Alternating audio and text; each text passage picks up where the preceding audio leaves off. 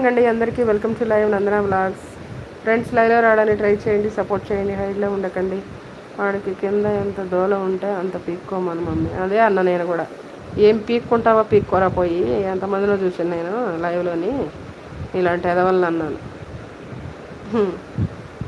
ఇక్కడ సుమిత్ర ఎవరికి భయపడదు, భయపడదామని చూసినా భయపడదు. నో ఉదయ్ కిరణ్ ఫ్యాన్స్, రవి సిద్ధు తమ్ముడు, మనము ఈ హాట్ ఫ్యాన్స్, అర్జున్ గారు, ఆంటీ గారు యూట్యూబ్.